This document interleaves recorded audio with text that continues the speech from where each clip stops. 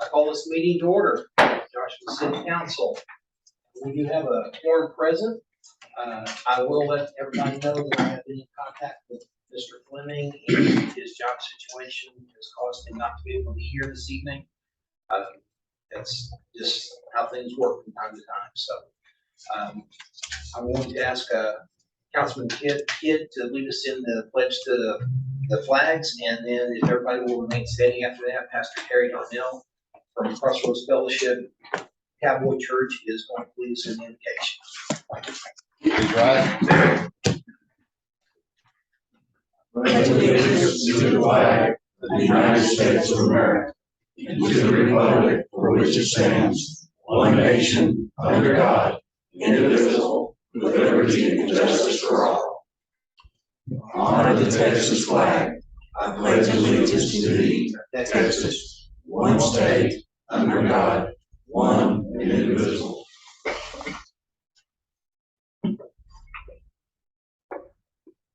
Wonderful, loving Father in heaven, we come before you this evening, knowing you're the great sovereign God of the universe. And Lord, we ask for your special presence in this meeting and decisions made. We pray that you bless the city of Joshua, also bless the great state of Texas, and bless the United States of America and the freedoms that we hold and hopefully will continue. We thank you, Father, in Jesus' name. Amen. Amen. Thank you, Pastor Darnell. All right. We'll go ahead and start our work session. Item number one, we will discuss questions related to the budget report financial statement for June 2022. Mr. Peacock. I have the documents before you. There are a few things to point out. You'll notice in several areas under miscellaneous funds or miscellaneous revenues, those are, most of that stuff is contributing to money that was received for damage to the roofs that the insurance company paid, that was in turn paid back out on almost every roof on every building was replaced. That's why you see some of those big numbers in that revenue corner. So that was not a windfall. It was some maintenance items. There's also quite a bit of maintenance that we've done. We've had some fire truck maintenance that has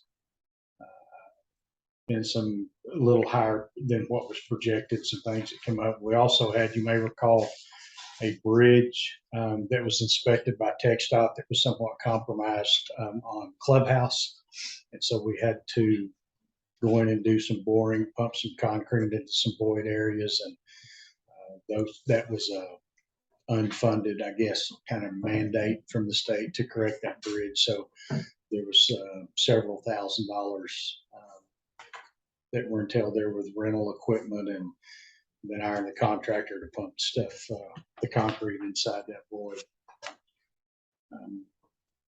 There's some other things that Joanna and I spoke. I've told her to go ahead and do some journal entries to clear up. It's going to clear up almost all of those negative miscellaneous numbers rather than carry those to the end of the year. I think if we don't go back and do the journal entries and clear them out now, they're just going to continue to be questioned, because when you see them, that number is just going to grow. So we're going to clean that stuff up. Most of the other stuff, I know, Mayor, you and I have discussed some of these, I think are just kind of general maintenance things that have come up, and I'm happy to entertain any questions. But Mayor, is there anything that you remember that we've discussed that maybe we should mention to them? No, I think that pretty much covered it. It was just those big numbers, percentage over budget or whatever. Some of those were getting 400% or 500% over budget. I was just that's how I look at the budget. If I see a big jump like that, I'm wondering what's going on. We discussed doing those journal entries, which will clear most of those up just Yes, sir. really quickly. The things being in properly or stuck in one thing right now until we figure it out for sure. Correct.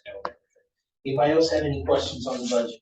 So was the additional under the supplies for public works, was that for the bridge? Is that where that came from? Yes, ma'am. Any other questions? All right. Item number 2, discuss on the proposed policy for facade improvement grant funded by Type A, EDC, and ARPA funds. Again, Mr. Peter. This is a draft policy that we have started working on. That this is a program that will be ran through the Type A EDC board, where we're going to use funds from the ARPA funds for companies that want to do facade improvements, spruce up things outside the building. We'll put a grant program together where they can make application before the work is done. The Type A board actually wanted to look at amending that to allow to go back for a certain period of time for some that have actually made some improvements. There was a couple of businesses that were mentioned, and allow them to be eligible as well. There's not a big number of them. There's 2 or 3 that might, but it's something to give back. They're trying to spruce up their business, fix up, and we could refund them. I think the dollar amount in here is $5,000. There's been some talk about it going up a little bit. But again, it's just a draft for the Type A board. We'll see it next month. I wanted to get it to you guys for y'all's input. The application process I'm almost finished with. Not some of the budget stuff has been tugging at me the last few days, and so I have not got that completed. But there will be an application process for it that will be reviewed both by Type A and the City Council prior to any money being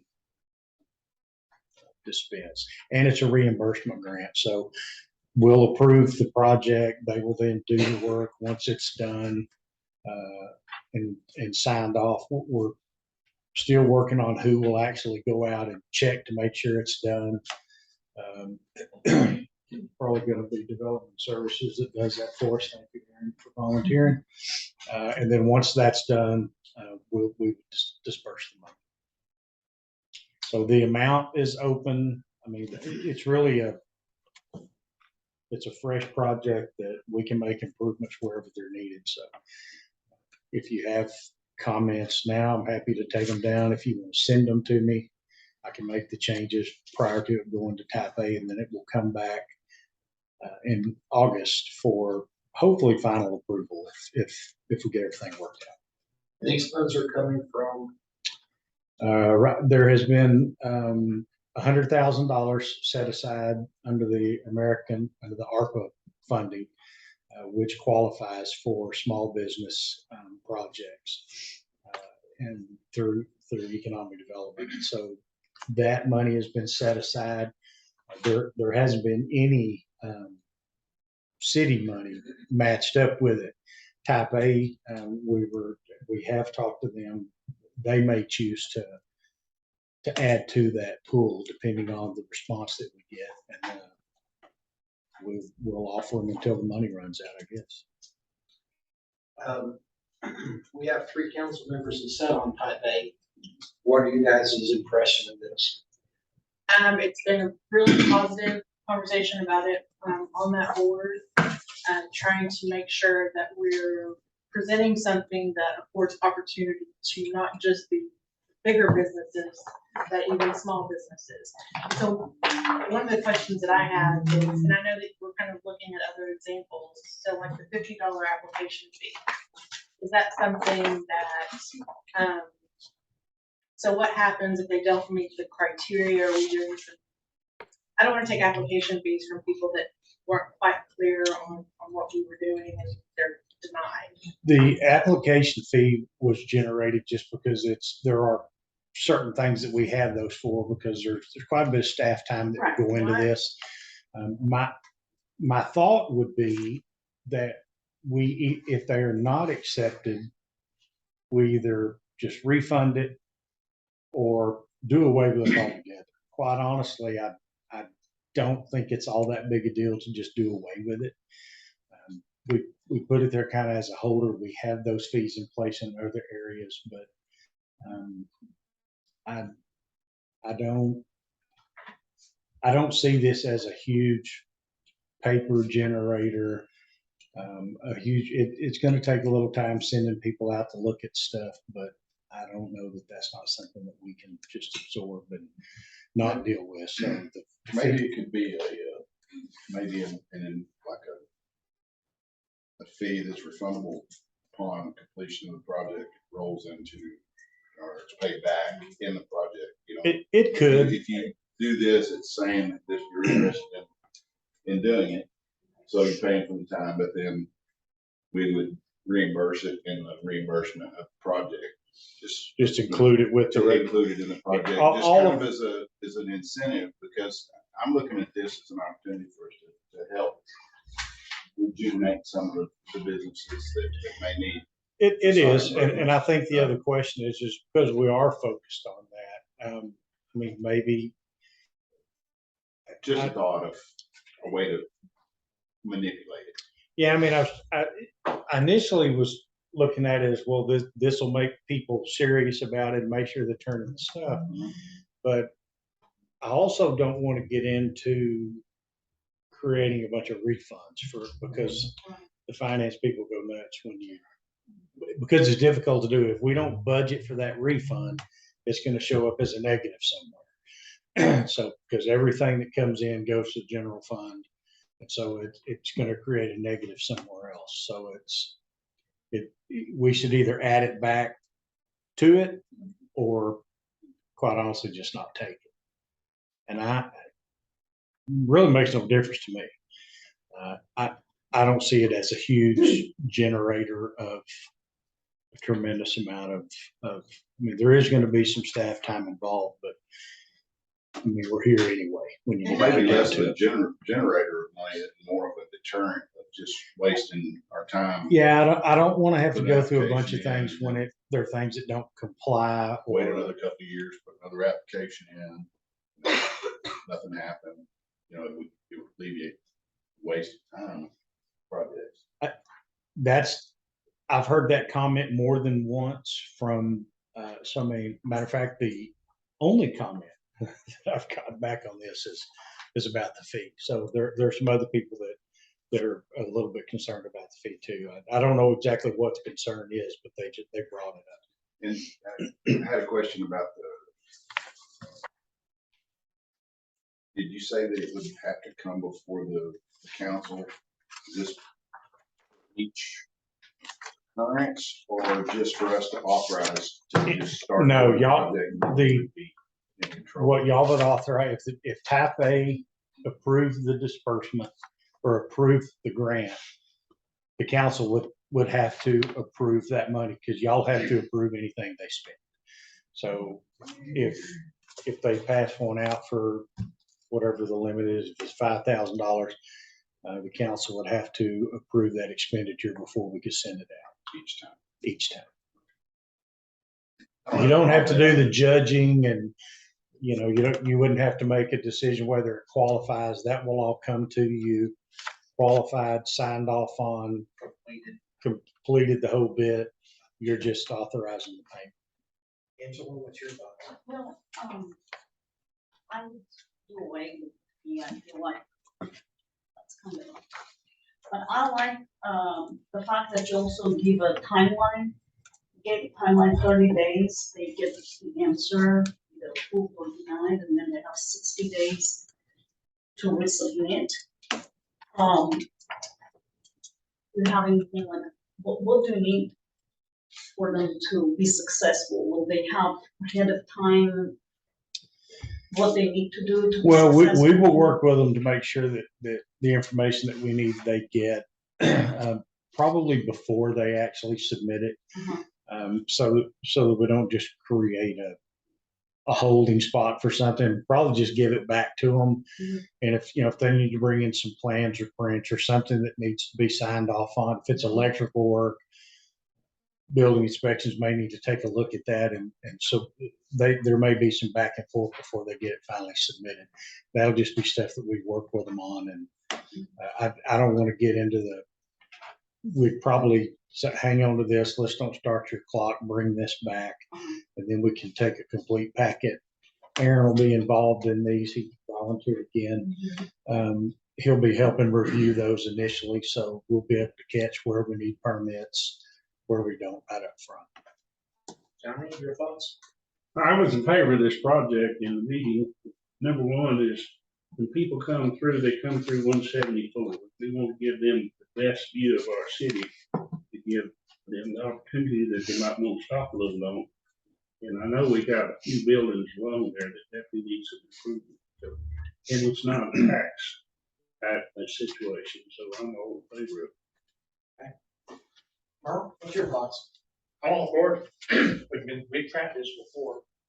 It never went through, but We never got anything, the last time that we ran it through, but, we didn't have a cheerleader for it.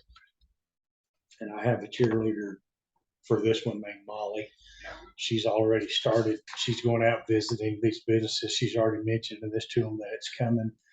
And she's purposely visiting some that could benefit from it. So, we're already out working on it, and they're letting them know that it's coming.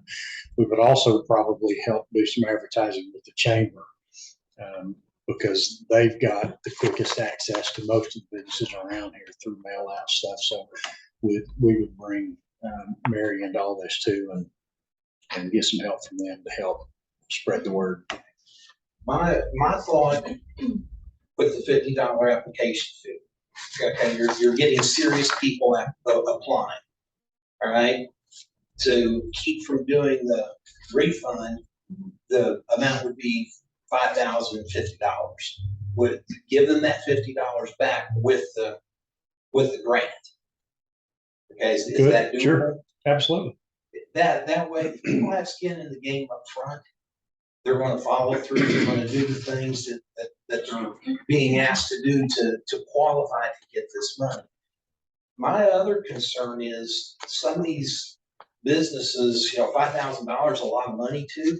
Some of them, it's a drop in the bucket. Right. Some of these businesses could go out and spend $15,000, $20,000, $30,000 to remodel the whole thing, and they're gonna get $5,000 of it back. It's, do we want to have just one amount, or do we want to say this is amount that you can get back from $10 to $10,000, and from 10,001 up you can get 15,000 or 20,000? Do we want to tier it a little bit to try to get some of these other businesses that have bigger front areas? It's going to take a lot more to do. You know where I'm talking about. The stretches down 174, they've got some pretty big stretches that it take a lot of money to buy some of those things up a little bit. So do we want to try to incentivize them to do this? And this isn't just you do it and that's over, that they have to maintain any shrubbery and full stuff they put in. Right. Part of the application process will also be a landscape agreement that we would require them. If it's landscaping they do, they would have to maintain that for 2 years. They'd have to agree to maintain it for 2 years. The more money you spend, the faster you run out. Yeah, absolutely. That's the That'll other stop side of it too. everybody. There's probably several ways to attack it. The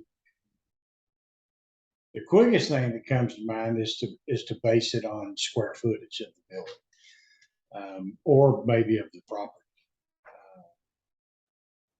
I don't know. I can do some more digging and find out what. I know some of the larger cities have. Fort Worth has one of these, goes up to $100,000. Who does? Yeah, there's some that match they match $1 for every 3 that you spend. I saw some that match $1 for every 5 you spend. That's what I'm saying about a percentage. Yeah, Some sort of either of those could be done. We Then just you're somewhat incrementally across the board. Just have a maximum payout. In a match. Yeah, just have that. Or something, but then you're kind of, your small frontage would be 3-1, whatever, and then your larger one would be incrementally equal. We can go back and look and see what other things are working. We've, like I say, this is it's a starting point, but we can go back and look at the way different payout is figured. And I would also maybe suggest come up with some sort of a checklist of items or some sort of so they might have some questions answered up front off of just, hey, what do I need to gather? What criteria do I need to meet? And what? yeah, What's eligible, what's not eligible? what we're going to do is put a flyer together that we can do a mail out to them that describes the program, what's acceptable, what's not, what the money can be used for, to try to catch a lot of those. Like you had mentioned, if it has electrical or if it's got something out there, so they could have. Well, and we could even maybe written in there, hey, if it's got this, then you're gonna have to have this permit attached because you have to have the building. And those are ways we can enhance it too. I mean, it may be that under this program, those permit fees are waived by the city. I mean, there's all different kinds of ways we can sweeten this up and encourage people to. That was my next question. What about permits? Is there any way we could incentivize people to do this by helping with the permit costs? Sure. Yeah, we can. Sorry, Aaron. I guess the only thing we would need to stay away from is probably anything that goes to engineering. Those are fees that are typically passed on. I don't know what. I mean, thinking of something like that without, you're talking about changing the building structure and things like those now, or altering drainage flows that would have to be looked at. But most of this stuff is going to be pretty simple, pretty basic. Probably you would need a permit for most of it anyway. And you're talking about painting the building, replace, maybe a fence, redoing landscaping. Now irrigation stuff would need a permit, but anything permitted we could obviously waive. We just need to write Looks that like in. most of them waive any permit fee associated with what that grant Right. is covering. Any other like upgrades that aren't part of that would they pay those. Remember, how did we come up with that 5,000 at the meeting? I think we went back and forth between 5,000 and 10,000 because we wanted to be able to give them enough money to really do something, but we also didn't want to run out of money so fast that we weren't able to reach more people. So I think that's one area that we really struggled with. What's the right number? Right. Well, could we not start at like the $5,000 and see what kind of response we get, and then decide if we need to change it or up it or lower it or whatever? We can. I mean, we can do. I mean, it's a program of the city. We can really do whatever we want, whatever. And I figure there's probably going to be some juggling before we finally get it right. But there's also, we still have quite a bit of those funds available. There are more of those funds coming next month. It can be renewed and refunded as y'all see fit. So, and again, Type A may choose to invest some of their money into it also. We haven't had that conversation yet, but if it's successful, it might be something they want to have.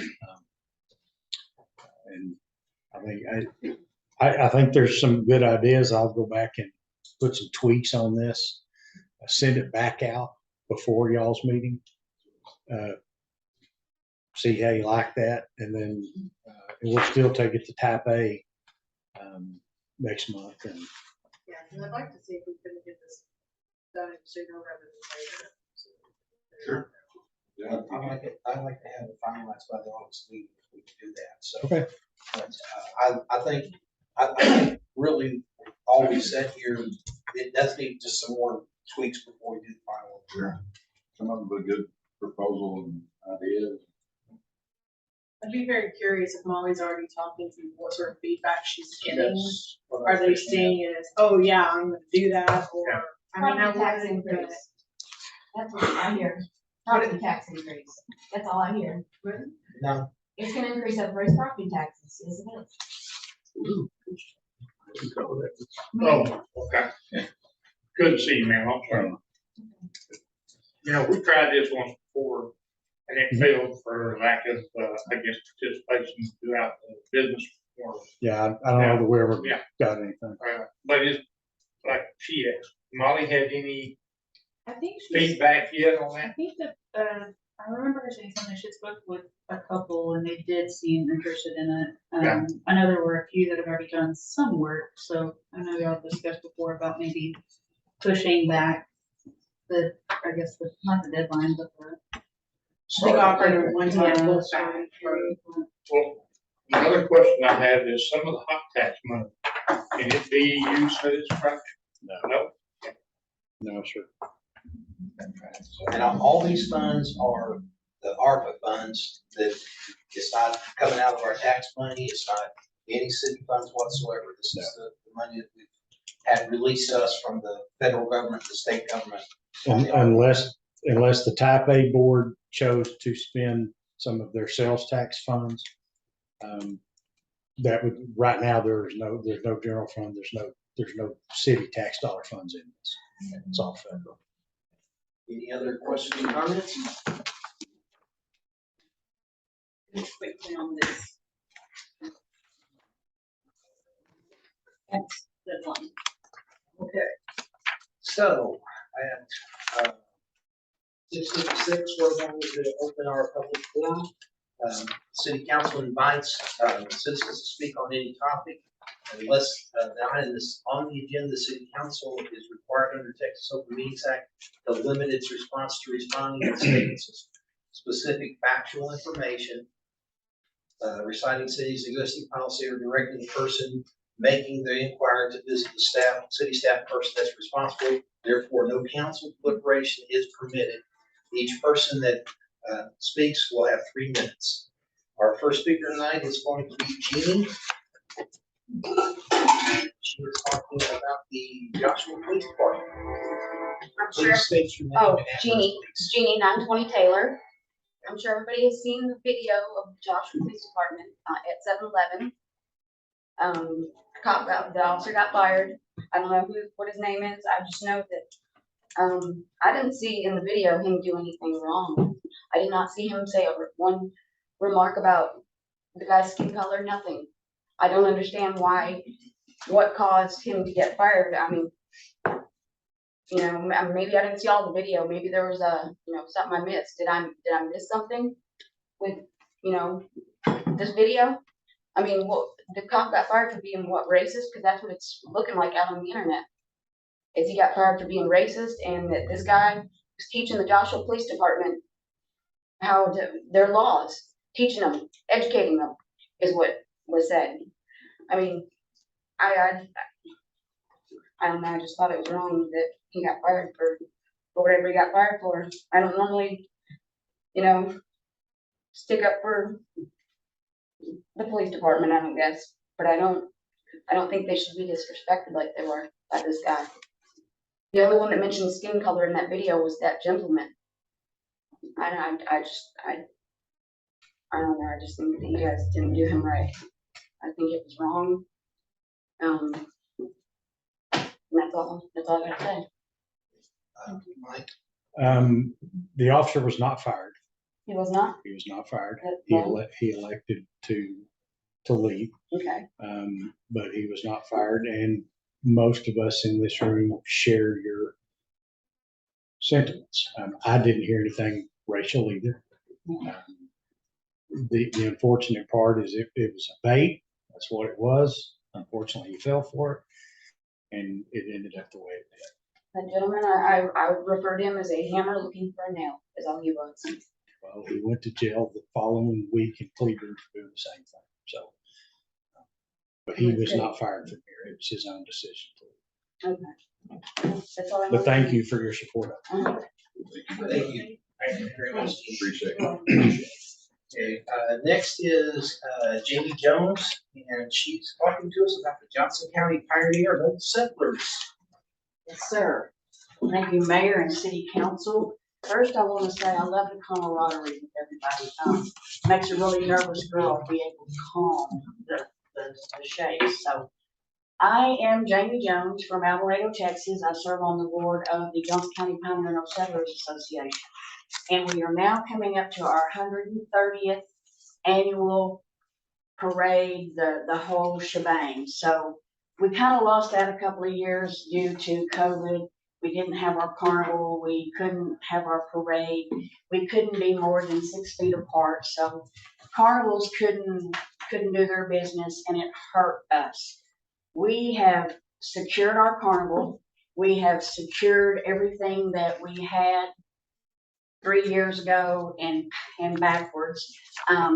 We've opened up all of our events. We will have our baby contest, our queen contest, our parade. We also will be doing our second annual First Responders Awards, which I was humbled last year to be able to offer those and give those to the recipients. Coming from that background, that was just humbling for me. But what I'm here is to invite everyone in Johnson County, and that includes Joshua, Texas. I would love to see all of our mayors, our city council, anyone that has anything to do with Joshua, the businesses. The parade will start our stage at 5:30 on August the 31st, and we will proceed around the square in El Dorado and toodaloo ourselves up to the reunion grounds where we'll have the carnival open and all the festivities going on. My hope, and I told our El Dorado Police Department, our chief, that I'd love to see this parade go on for about an hour.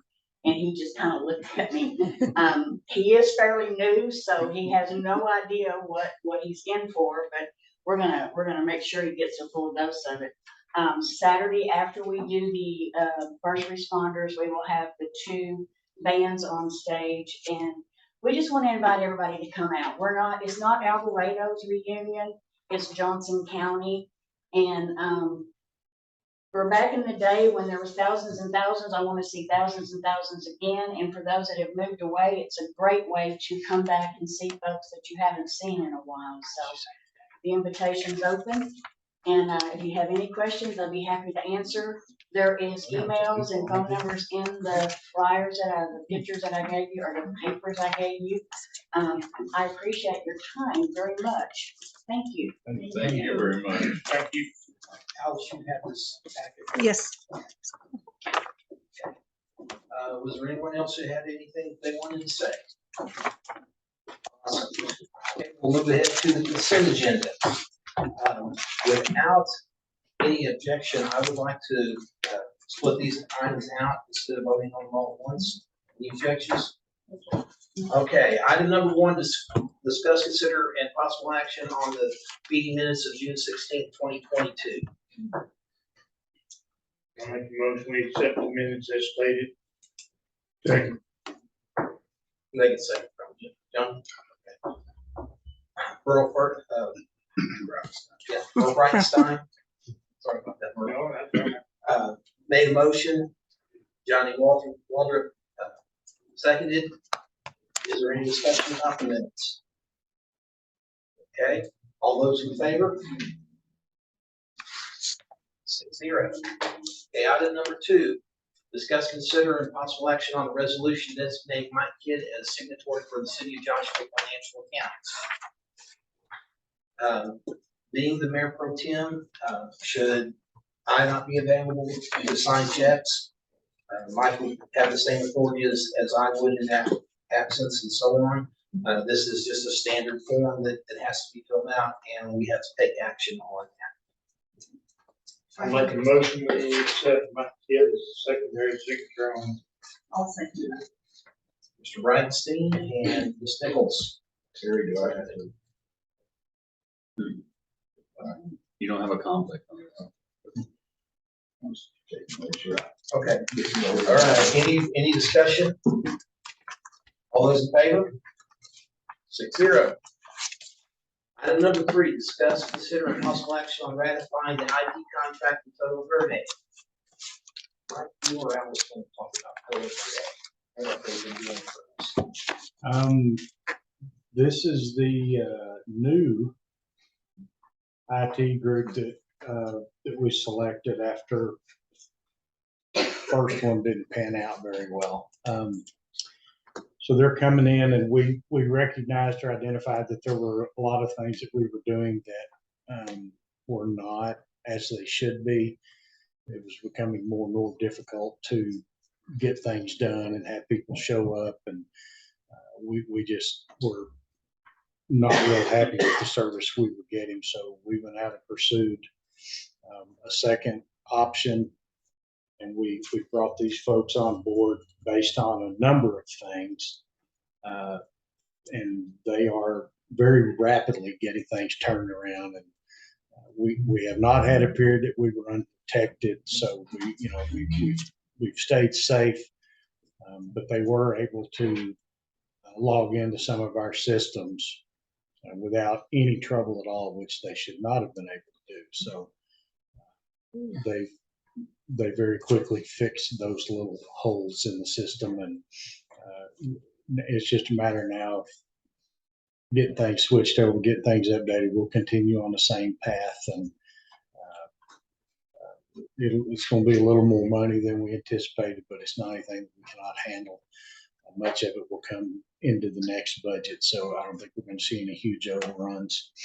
And so far, we've been very happy. Amber's been working with them pretty much hand in hand, day to day. I'm not aware of any issues that have come up, so I think we just need this agreement ratified. We didn't want to be without, so we went ahead and got them signed up and got them started. Once we found out we had some vulnerabilities that we needed addressed. So far, they've done very well. They're a local company. Yeah, they're To go to companies for 1 month. no. We ended the agreement. There was a time period to notify them. We notified them within that time frame. So the agreement just didn't renew. It expired, and then this one started. Any questions? We'll entertain a motion to go ahead and ratify this agreement. Make a motion to ratify the agreement with Sugar Bear Hayes for IT contract. Motion by Shelley, second by Mike. Any discussion? All those in favor? 6-0. Thank you very much. Item number 4, discuss, consider, and possible action on an interlocal agreement with JSUD for water utilities facilities relocation and maintenance regarding Joshua Meadows Phase 3 construction. Mr. Peacock. This is an agreement, like several others that we've signed in new developments, where sometimes water and sewer assets are placed in the right of way, the city's right of way. They don't cause us any issues being there. It frees up for, kind of lets them there by themselves, so they don't have the fear of other people hitting their lines when they're under there.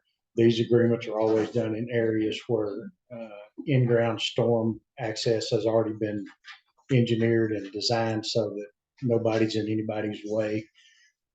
It's a pretty simple agreement for us, and this is, I think, probably the 4th or 5th one maybe that we've had done.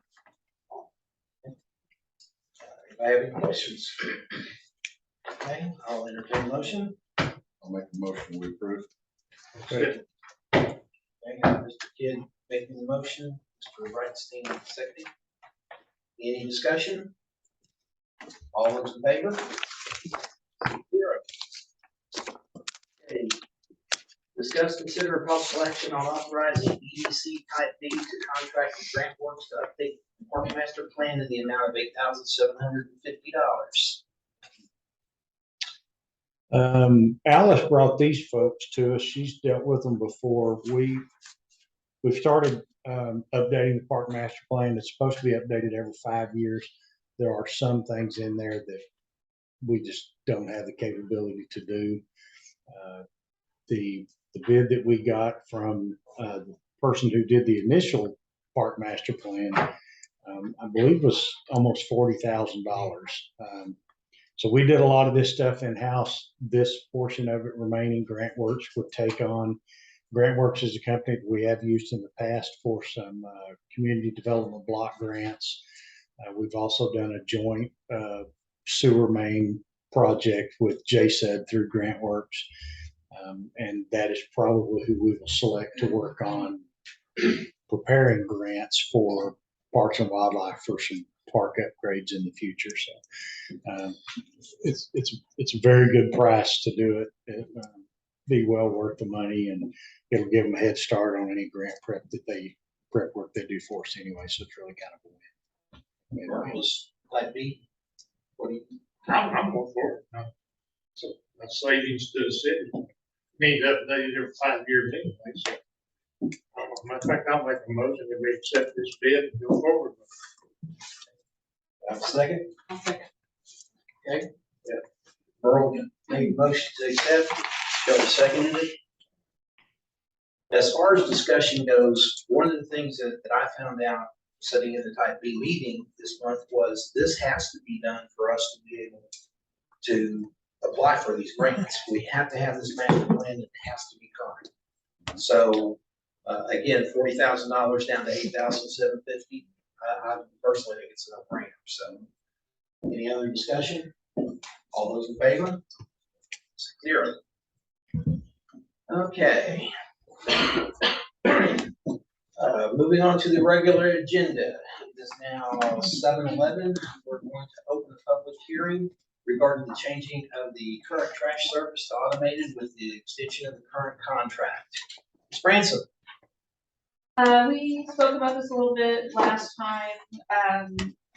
Alice had a good idea to do a survey, which was conducted on Facebook. It was up for 3 or 4 weeks.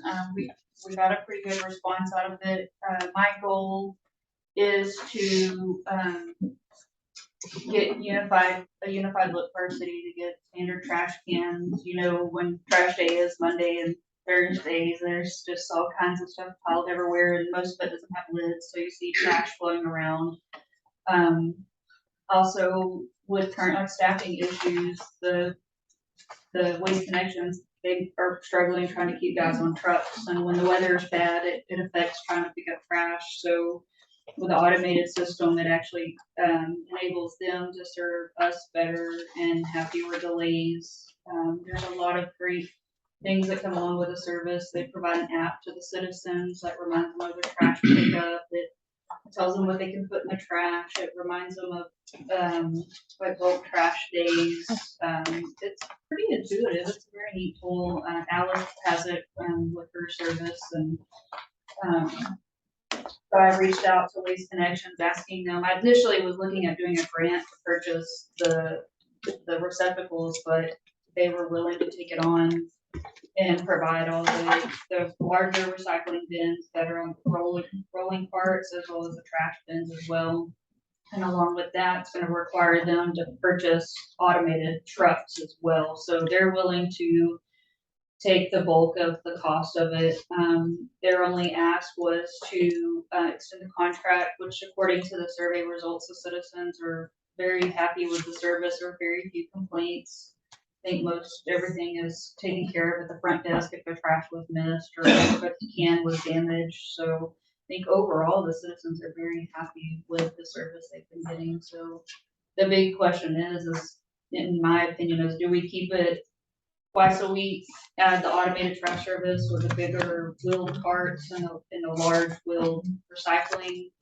Or can we go down to once a week because the volume is much bigger with the trash cans, and then give the citizens the option to purchase an additional bin or two if they feel like it's not going to be enough? I certainly don't want to create any issues for the citizens and have trash piling up everywhere. So, like I said, the survey kind of tells the story of what the citizens want, and I'm sure maybe there's a few here that could speak on it, what their thoughts are on it. The people that I've had contact me, number one was definitely not wanting it twice a week. We're not ready to Okay, start our go discussion ahead. yet. It's still a public hearing. Norm, did you have anything you wanted to add? Excuse me? Did you have anything you wanted to add?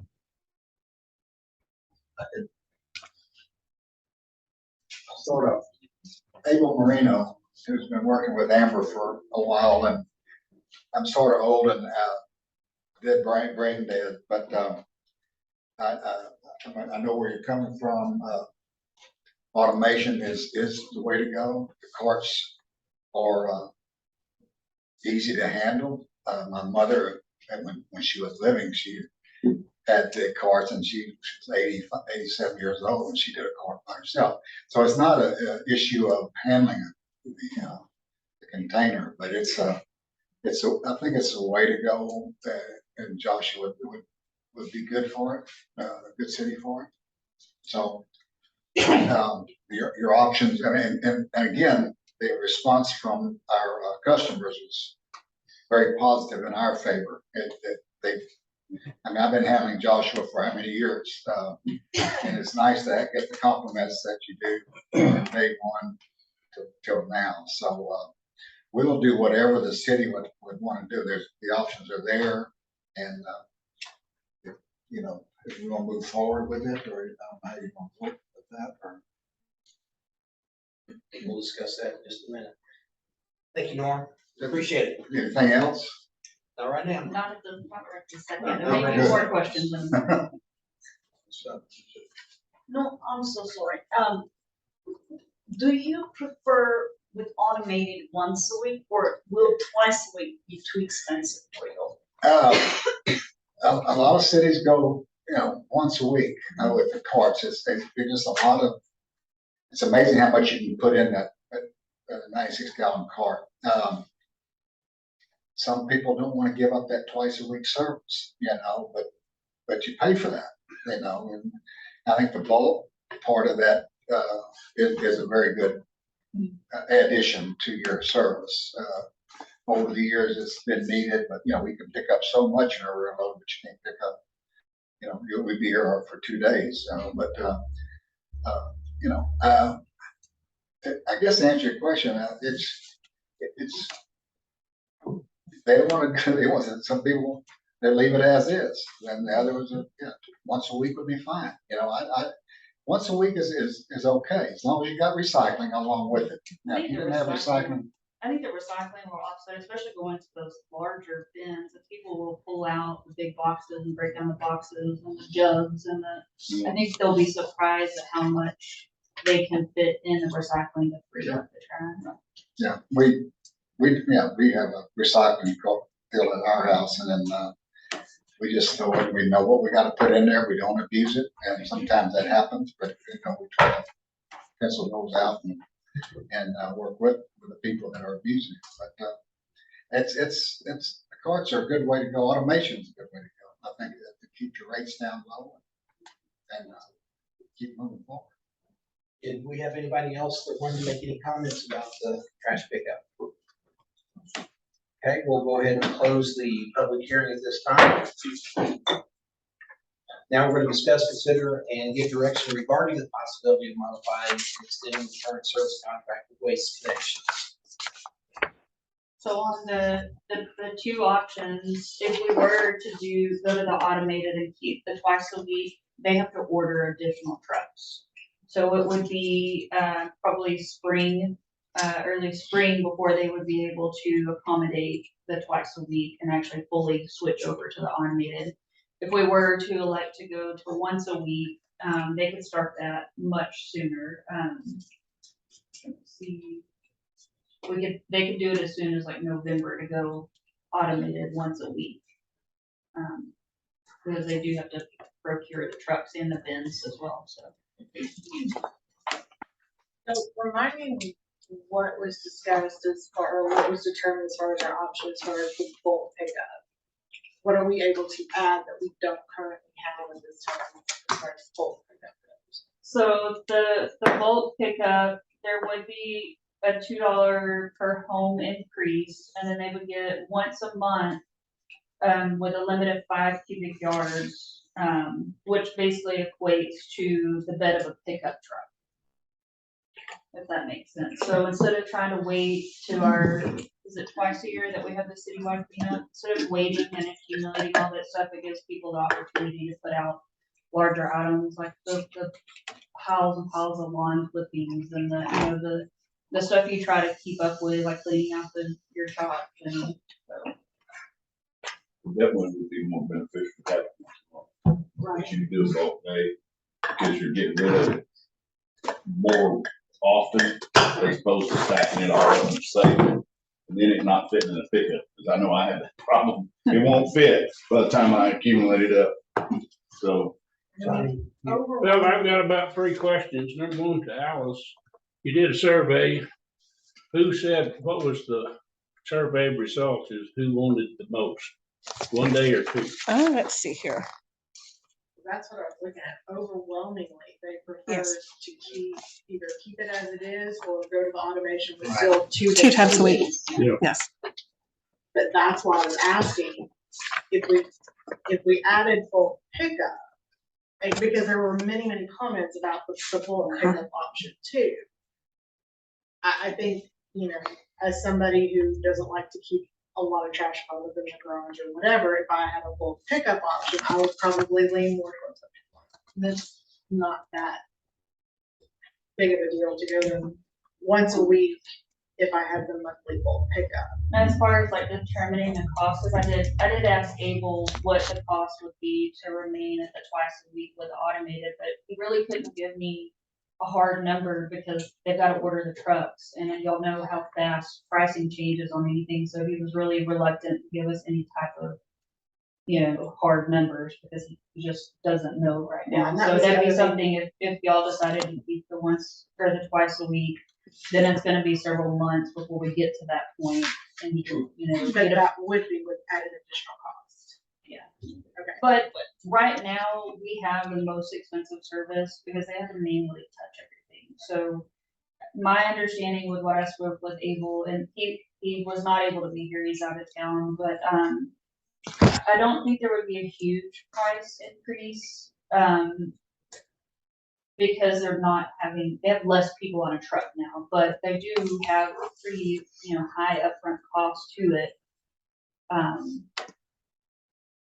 So I don't know, we'd have to really look at it. I don't think it's gonna be a huge difference, but if we added the bulk trash pickup, it would increase. And we're probably about due for a rate increase too. They usually will reach out to us every so often and say, hey, you know, our costs have increased, fuel's gone up. They usually do it a couple of times out of the contract, but Johnny, you have more Minimal. questions? Yeah, I've got a couple more.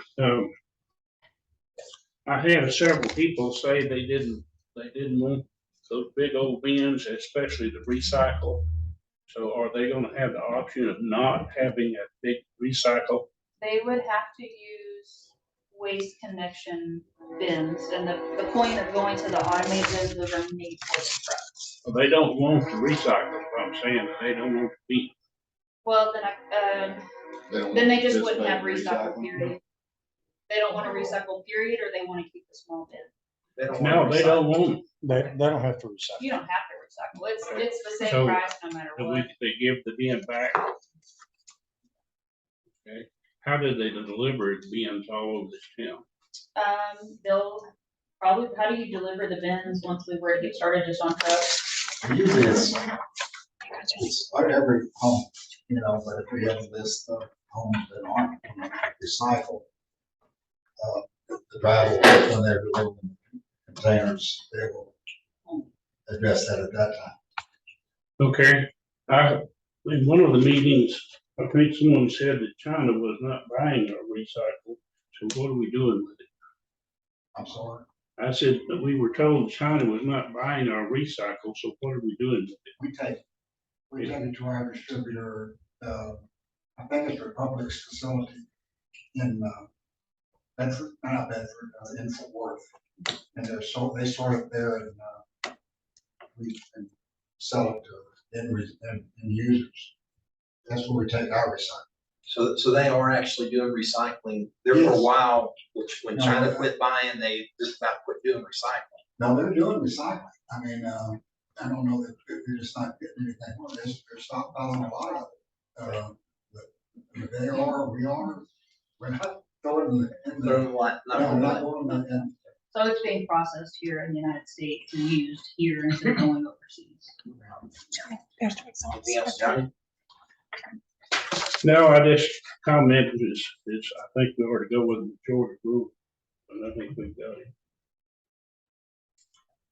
Anybody else have anything? One question. If we were to go with the ones, we pick up and the new bins, would they forego the $2 and just have both pickup? Yeah, added to it. The volume of both would probably, that would be something that we'd have to. But there's a manage. savings on your end of not ordering another truck. Well, we'd have to order, automated truck anyway. So, Yeah. Now, that's something that we'll have to. Yeah. The bulk part of it is, you really have to manage it to where you don't have bulk out there all month, all week, your certain times. And it works pretty smooth if you have that communication with the residents. Well, that was my concern about bulk pickup. You drive any street in Burleson that has their bulk pickup once a month, and you'll see trees and couches and all kinds of stuff sitting on the curb for 2-3 weeks at a time. Yeah, it's a good thing to do, but we want that type of stuff setting out in our yards. Being more rural, we've got more varmints, and the longer stuff sets around, the more varmints climb into it, and so on and so forth. We have to make rules. Just be a free for all. Well, that would be something we would have to address in code, right? Is the bulk trash, it would be on a certain day of the week? Yeah. It would be. Would we pick that day or? I don't know if you could pick up the whole town, they might have to put it in sections. I don't know, but that's something we have to look into. Everything north of 917 on Monday, everything south on Tuesday. Well, and with the app too, they get notice, they get a reminder too to put it out, and then a lot of times code enforcement just has to educate them and say, hey, we can't have this sitting out here. I guess like with anything, it's just a learning, curve. I know a lot of people that I talk to, because of the size of the bins, they didn't want 2 bins. Because they don't want to leave them sitting out their yards, they don't have room in the garage or the shed for them. It's all over the place. I mean, some people love the idea, some people don't. The biggest thing was, if it's gonna cost us more, right, why do it? I mean, that's really, it's gonna cost us more anyway, why do it? Well, and so let me read what Abel sent. He said, once per week, should the city decide on 1 time per week trash and recycling, no contract needed. Simply do it as is beginning in November. And then twice per week, so the city is considering 2 times per week. We will need to order trucks. I have a feeling that they'll come in around March, April timeframe. It's best if we wait to present a contract to the council until we get those dates locked in. So I think, and I don't know what the rates are like for the automated, because the service, my understanding is the service that we have right now is the most expensive service. Is what? Is the most expensive service because it's. So it's manhandle, it's, yeah. So I like the idea of going to the bins for a couple of reasons. One, my recycle bin never holds my recycle. Never has. I recycle. Number 2, those trash cans cost a lot of money. And I have right now 4 that it takes to hold my trash. A bigger bin would hold all my trash, I believe, and the recycle bin, even if I didn't take it out each week, would at least hold my recycling. The recycling that I've experienced is the one that blows around the most. It's the one that always gets loose. So it would be something with a lid on it. So there's positives to that. I know at the bigger bin, we might have to address that on the city side, ordinance wise, not having trash cans out beside or in front of the garage, because it's gonna be a bigger bin. We've discussed. So it's gonna be something that we're gonna have to address in the boundaries of our ordinances anyway, if we went that way. So we've discussed, we're gonna have to do a complete rewrite and update of the ordinance for the waste collections and waste. To accommodate. For it. It can't be like open trash, but your bins are gonna have to be somewhere. So And we know I that like it a lot of people don't have the place to for store those them, so- reasons. Larger bins and more manageable to keep it in one spot. The other question that I got a lot about was, what about holidays? If we have it scheduled for a certain day and a holiday falls on that day, is that needs to be 2 weeks before we get our trash picked up? If you just, one day a week, if it's just one day. Yes. it'd be the next- I'm just saying, it should be the next day, Next business day. next day. Okay. So if it fell on a Thursday, it would be, the Friday would be. And that's coming, that's what I think it is. Okay. I wouldn't think you would miss a whole week of trash No. without us picking it up. We would- and So we do the next day. Yes, ma'am. Can I say something? Yes, ma'am. I wasn't planning on it, but I just moved here, I've been here that long, been here a little over, well, a year and a half now. But I moved from Frisco and McKinney. And we have the automated, we have the bins, and we did it once a week. And it was never an issue, and those were two much larger cities than Joshua. And so I know for me now, because I was used to that, I was not understanding just this little bin for recycle. I went and bought my own, and everybody does pretty much buy their own. And with the guys doing it, because they're in a hurry, our trash cans get tossed like toys, and the lids break off, and there's a lot to be said about automated, is what I've got to say. Thank you very much. Yes. Thank you for moving to Yes. Joshua. Thank you very much. My daughter lives in Frisco.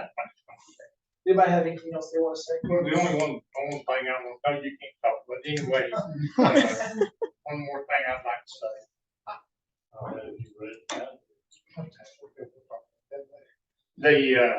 The road repair, we have a lot of bad roads. These heavy trucks over a period of time rut the end of the sides of the roads. So that would be a savings also if we went to once a week, the trucks won't carry as much. I'm not gonna say they're not gonna carry much, but it would be less maintenance going forward. They'd be a lot heavier with these big bins too. Well, that may be true too, John. That may be also true. You'd only have one truck instead of maybe two trucks, Yes, Mr. Waller. You don't have a quoted price on the new automated once the new trucks get here? No, if we were to go to once a week, they could start that as soon as November Price would stay with the no same? extension. Yeah, no extension necessary, price would stay the same. And Yeah, once that's- you go to once a week with the new trucks, what's the price on that? That's what I wanted to It's be not in your very, contract. that's what I'm wanting to be very clear on. Before we make a decision on anything, what exactly are our options? And what exactly is the financial implication if we make one choice over the other? Because that's what I'm not 100% clear on. Let me find the rate sheet. It's in the contract is in the packet. And the rates are in there as well. Because what I thought I remembered in the original presentation was if we go to this once a week automation, the bins are free and there's no raising costs. Because we're going to automation, they're going to do this and there's no cost to the residents.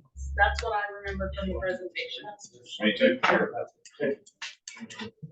So if And so I really don't think, and I don't have the contract, so I don't know, he's waiting on the pricing of the trucks and all that, but it sounds like to me they're eating all of the cost of the trucks, the bins and all of that. All they were really asking for was an extension, like a 3-year or maybe a 5-year extension on our current contract, so they could recoup some of that. Right. So I don't know what they're doing with their rate increases right now. Mike, do you know how long it's been since they've asked for a rate increase? it's been a couple of years and it was probably 3. Oh, we did it last So year, that's- but it wasn't an increase. It was, the last I remember, it was a fuel increase, if I'm not Yeah. mistaken. So- For fuel costs.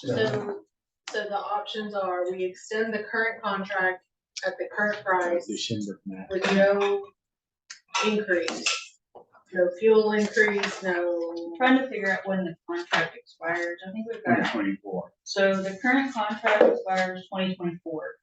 So if we went to one time a week, the rates would not change at all. And then in 2024, we would be up for renewal again. And then at that time, we could determine, do we want to keep the one time a week automated? Do we want to go back to 2 times a week automated? Do we try one time a week for the next year and a half or 2 years and see if we can get by with it? Or they've been very, like, if we got into this and said, hey, this isn't working, I'm sure we could redo a contract. I'm sure we can, I just don't wanna make a decision based on only half of the information. So my suggestion would be, if you can give me direction on what you think as far as what the citizens would be happy with, whether it's once a week, twice a week, or what you think is best, then maybe we wait until closer to that time frame when he has the pricing, because I understand you don't really have numbers to compare to. Yeah. I don't So think we can make a what I'm decision. looking for is direction on the once a week, twice a week, if you think we can go down once a week. So this is not necessarily for a decision tonight, I still need the contract. So we have survey results, Yes. okay? Okay, we do have the survey results, and like I said, it was overwhelming that the service continue as it is, or, so was it? Or 2 days, Yeah. or 2 days a week with automation. Yeah, 2 days a week with the automation. But that didn't That have, everybody wanted the 2 days, whether it's automation or continuing as it but is. did they know what the cost was? Well, that's what, and that was, and if I remember right on the survey, it said at no additional cost. Okay, so the survey, you know, these numbers that we have here are false numbers. Correct. You know, because they didn't have all the information to answer the survey. So what I personally would like to know is, if we go to 1 day a week with automation, confirm that there is 0 cost. If we went to 1 day a week automation and added bulk pickup, Then it's $2 more per household. and if we went to 2 days a week automation, what would that price be? So in the presentation, when Abel came 2 council meetings ago, it says current contract ends 2024, but a contract extension of 5 years is what we were originally looking at, a 5-year extension. It says lock in the CPI for the rest of the contract through 2024, so we would have no more price increases until the end of the 2024 contract. Anything thereafter, you cap it at 4%, or less, but not to exceed the 4%. Once signed the first year, there would be no increase. So after the second year, they could look at the CPI again, the ratings, to see if the increase would be necessary, but it would not go beyond that 4%. So that would be in 2026. Yes. And then it says, this is soft pricing, not approved, but for $2 per home increase, we could look at including bulk trash for 1 time per month, bulk with a new plot truck, similar to what Cleveland and Burleson have. What if we table this till next month I was gonna say, and run another survey? Give Amber enough time to get with Abel To and get that cost. get some cost, kind of really some more detail. Maybe put out another survey and get a follow-up survey with some more clarification, maybe for the citizens. We might see a little difference. And put in there the benefits that we've talked about, the negatives that we talked about, and maybe get another feedback and readdress it next month. So is that a motion? This is not an action item. It's just to give a direction on the agenda. I don't think next month, because I think if we wait till closer to like maybe January to where. Well, you said November they can do, But if they don't right run now, the trucks one till January, then Then it'll we can't be do it. October of 2023. 3 before we get the. Yeah, they're gonna have to trucks. order it, so there's gonna So- have to be some. There's gonna be a time lag, you know, and who knows how things are gonna go. It might be 2 years before they can get the trucks. Because I think the and so only on and so question on. is what would the cost be to do automation for 2 days? That's the only piece we're That's the, missing. yeah. Versus bulk. So let's, Versus Versus one, but we already know. we already know the bulk Yeah. is $2 per household increase, whether we do it But I think one a that's, week or 2 a week. I We're think no that's a pretty longer cool. in public, or public hearing or anything, so, sorry. Okay? So what we want, what we would like for you to do, remember, is to get the pricing for the twice a week with the automated and run another survey. When there's 3 Both options. of them, Yeah. once a week, Once a week with both. with bulk and twice a week with bulk. You know, And do another survey. Or leave it not as it until- is. Not until I have the pricing. Correct. Right. It's in there.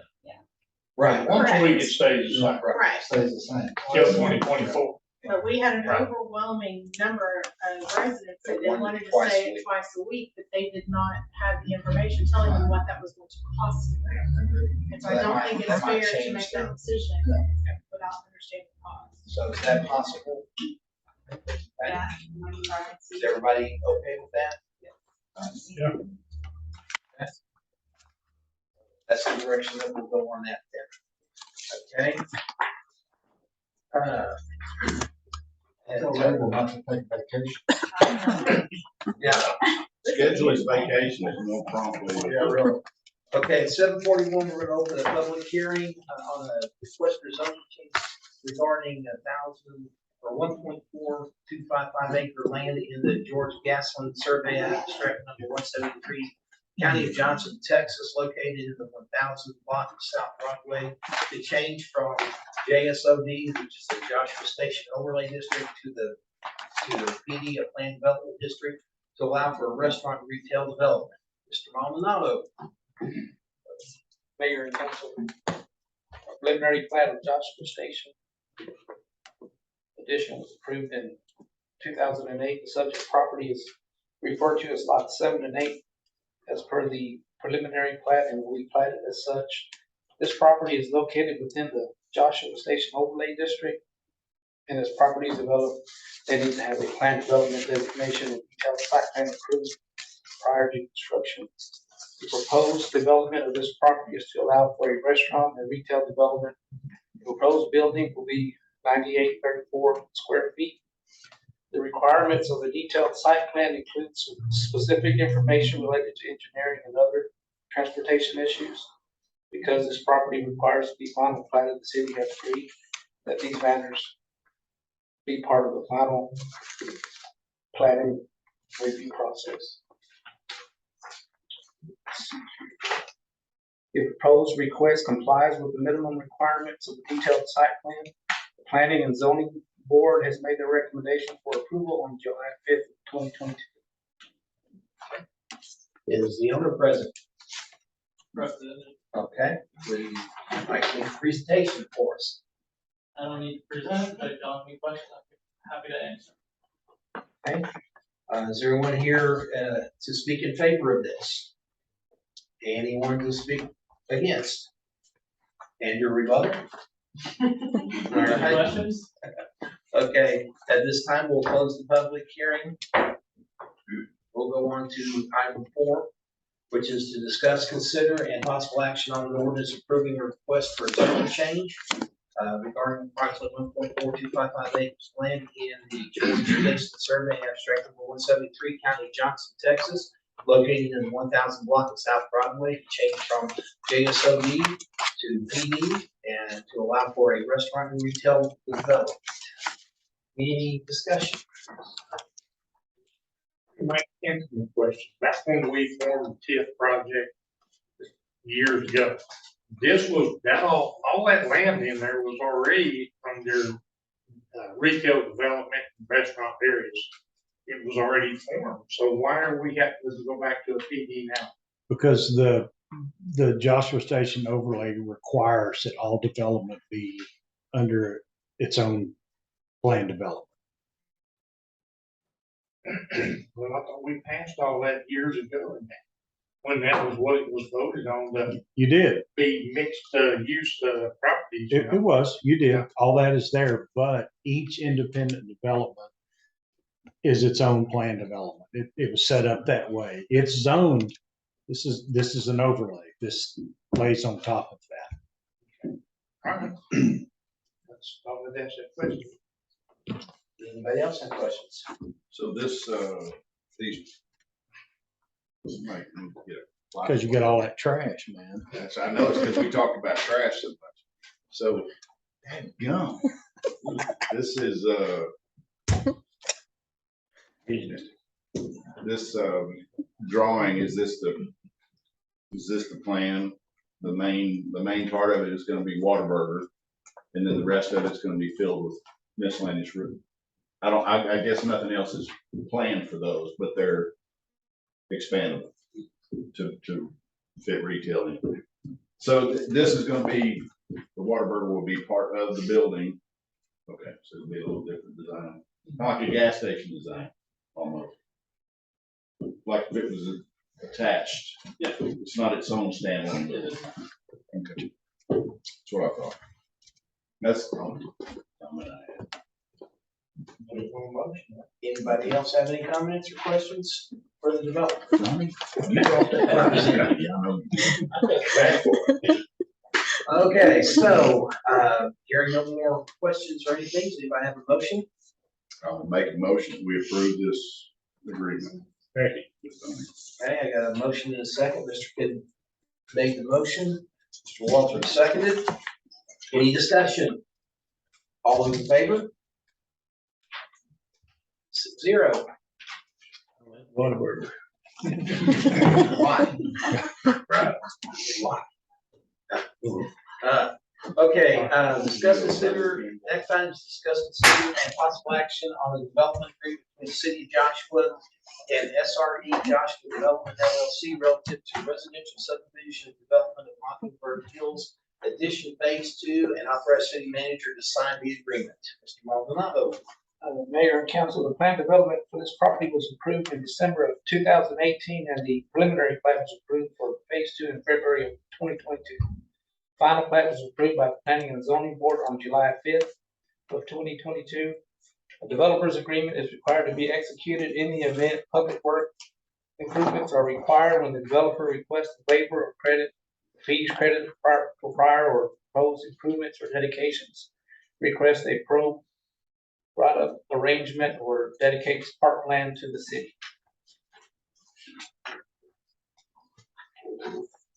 And attached, you'll find the first amendment to the development agreement for Mockingbird Hills. All right. Do we have any questions or discussion on this?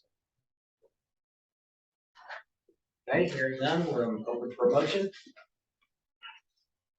Move for approval. I have a motion by Johnny Waltrip to approve. Mike Kidd seconds. Any discussion on the motion? All those in favor? 6-0. Okay, item number 6 is to discuss, consider a possible action on approving the pre-construction service agreement with J.E. Dunn for the construction design estimate and established cost for new City Hall and police facility. Mr. Peacock. This is the first of 2 actions we'll be looking at tonight to go ahead and engage these folks in the design build process. We've asked for J.E. Dunn will be pricing things as we go through the process, helping us to, save costs where we can and keep kind of a running tally so that we can know in advance what kind of numbers we're talking about as we get through the process. There won't be any construction in this phase. It'll only be putting prices to the stuff the architect provides and working with them to value engineer and find ways to make it the way we need it to be. What is the estimated cost on this? $11,985. Anybody have any questions? No questions? Anybody have a motion? I'll make a motion, we accept it. I'll second. Mr. Bransky made a motion.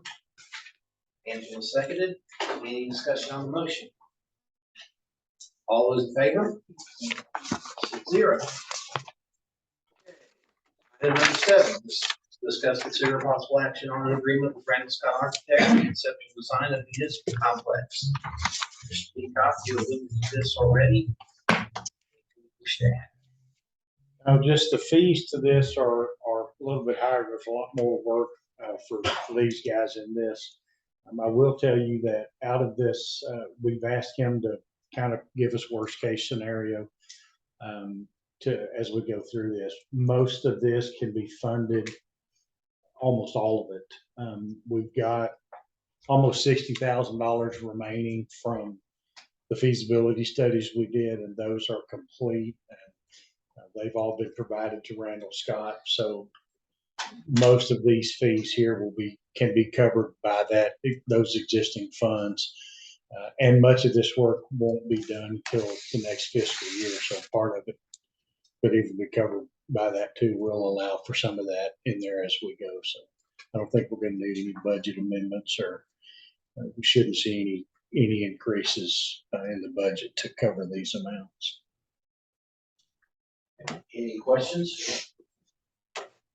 Okay.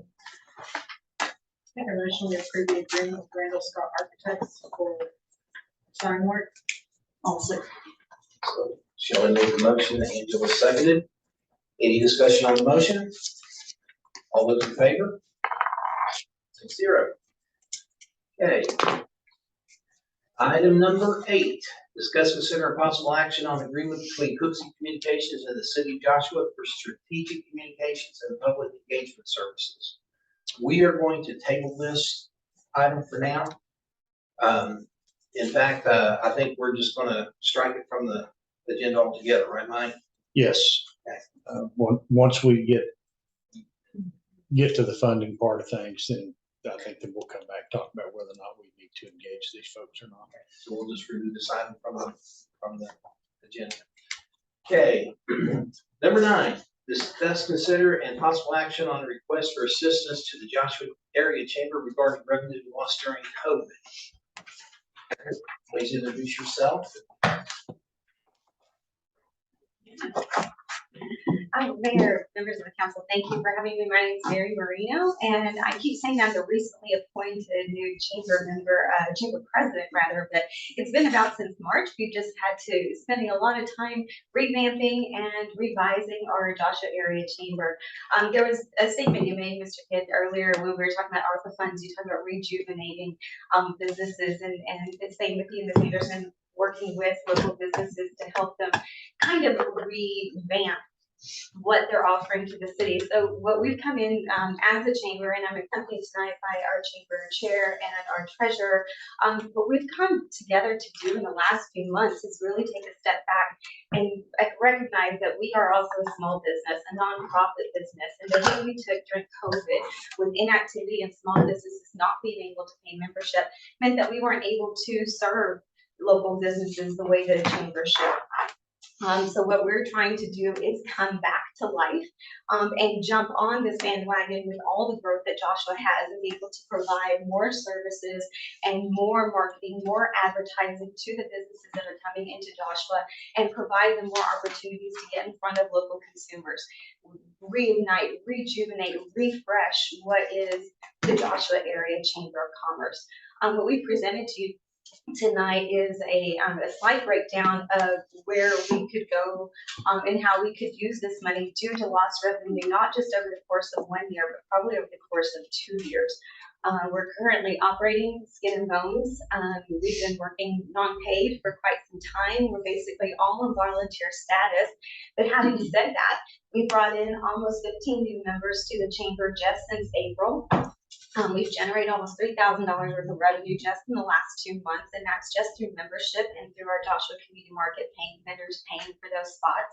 We've collaborated with the city already quite a deal in doing the movie night and partnering to bring the back to school bash and other items throughout the course of the year. And we've done ribbon cuttings and have brought in these big businesses, including McDonald's, the Shops on Broadway, Three Rivers, Brick House, and a number of small businesses and at-home businesses that are hungry again for participation and for the marketing and advertising that the chamber should be offering. I've partnered with the Burleson Chamber, the Cleveland Chamber to get feedback and instruction and training on how to do this and how to duplicate some of the efforts that they're doing in surrounding counties. So Joshua is actually standing pretty strong in terms of our presence and the fact that businesses are coming back and knocking on our door saying, hey, what can we do to help the chamber? Our vision is to work and partner with the city long term to not only bring community-wide events, but to help you service these new businesses coming into town, to use us as a conduit, as a liaison, to talk to these businesses about what it is that they need from the city in terms of coding or assistance, or where do they go for random details that they may be, and from a small business perspective, too intimidated or too busy to help with, to be able to partner with Molly, to be able to partner with the EBS board, that we desperately need a little bit of a boost from what was lost so that we can in turn put this money back into these businesses to assist them with the marketing and so forth. This board has worked extremely hard over the last few months, 6-hour workshops, redeveloping bylaws, rediscovering job descriptions, and starting from scratch, from the ground up, so that we are transparent and building a concrete so that anybody can come to us and we standing as a strong, solid structure. We hope, and our vision is to, as I said before, continue to grow in this partnership with the city, because hand in hand, obviously, we want the businesses coming in, and I want to have these businesses have a forum and a network to advertise and promote to local consumers, which is our goal. That's us in a nutshell, really. I can give you a bunch of stats as to how we're doing in terms of social media and changing platforms and being very grassroots. We just need to catch up with the times, really, and the assistance from the city will allow us to have more automated services and allow us to be more in the forefront and do more for the businesses than what we've been able to do in the past. So welcome any questions. Yeah, thank you. Does anybody have any questions for me? I do. Prior to COVID, were the membership fees that you were receiving, was that enough to sustain the requirements for the chamber to operate? I mean, were you still working in a volunteer basis for the most part? Or prior to COVID, I was a chamber member and an ambassador. So prior to COVID, I don't believe it was only about memberships, sponsorships, and other fundraising events also contributed to the overall revenue. So membership is only a small percentage of what the revenue should be. We got a lot of that through sponsorships and other events that contributed to our revenue. but it was not just volunteer based? No, it's not. There's only one paid employee over time, from my memory.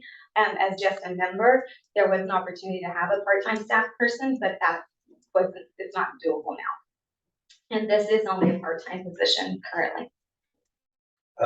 One of the things about that, Shelley, the city at one time offered funding for them to have a part-time office person to answer the phones and be there and everything, along with the full-time chamber president.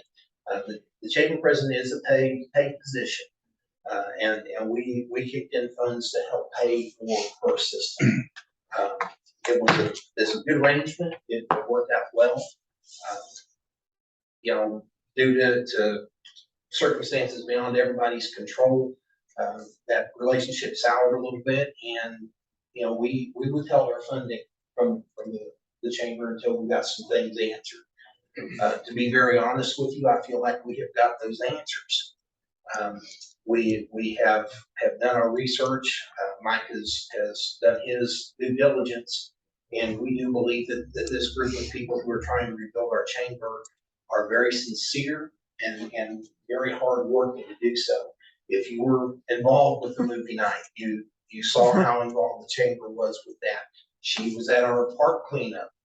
We have all kinds of things. She's working hand in hand with Alice on many things, and I'll let Alice go through what they are trying to partner with to help promote our community. And right now, I think the biggest problem our community has is we're just still too interaction. Everybody got separated during COVID, and we got to start trying to pull it back together. Businesses, citizens, everybody. And I think this is a good first step in that direction. That's my personal feeling. We've got to have a strong, vibrant chamber to get out there into areas to promote that maybe our AOC person can't get out and get to. You know, they're going to bring people in for her to talk to. She's going to take people with them to try to entice them to at least come look at our city. So I know Mary's worked very hard at trying to rebuild a lot of things, and I will tell you right now, she's doing an awesome job from what I've seen. Thank you. And I would say to that this dynamic between communities and chambers is not just unique to Joshua. From what I've researched, it's been across the country.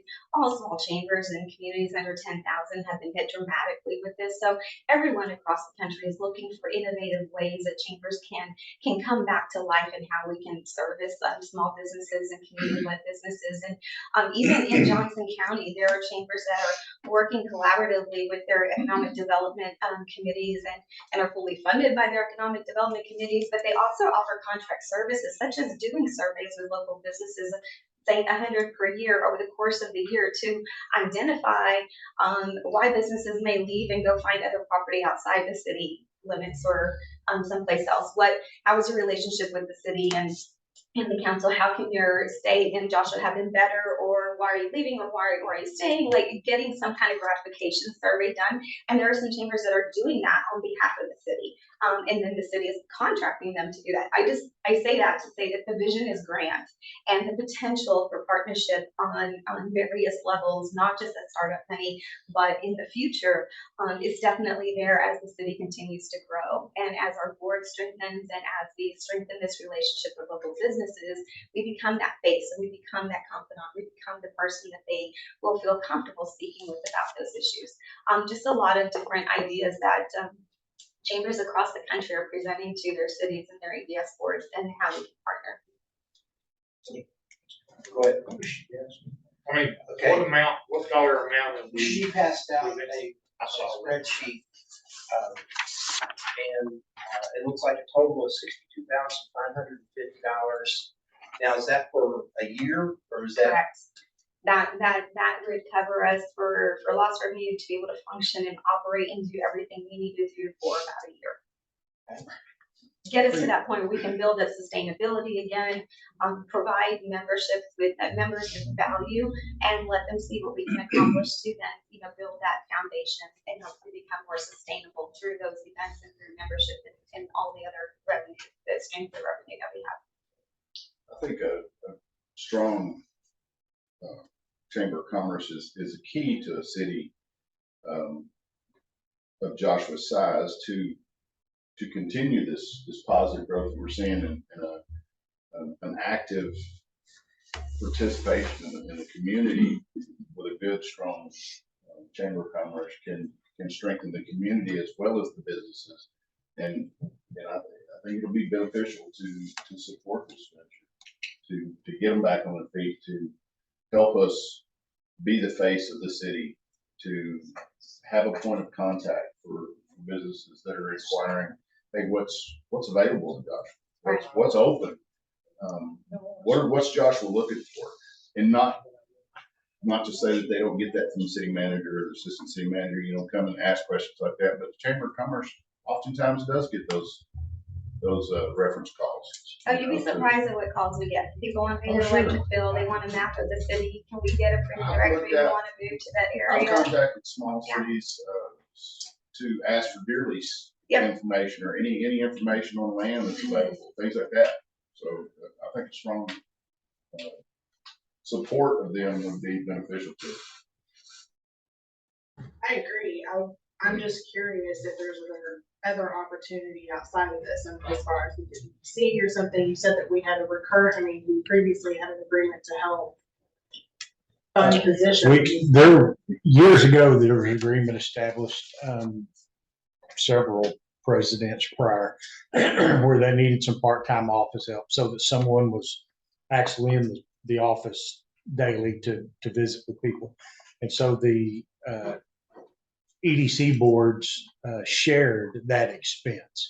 It was billed quarterly, paid to the chamber, and that's what they used to fund that position. That's what I was saying. After the first 4 or 5 years, I guess, Kim Henderson was the president at the time. She came in and asked for an increase in those funds for some specific things that they were trying to get done. The boards approved that.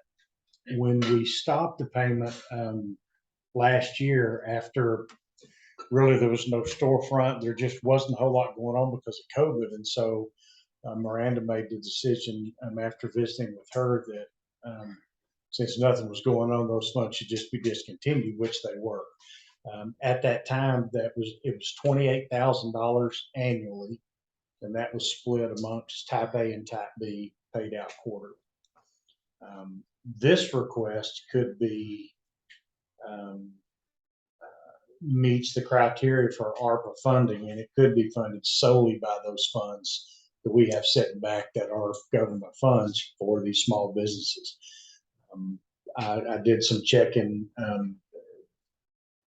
Lots of chambers of commerce have received funds from those ARPA funds. It is certainly a allowable expense for those, if you will.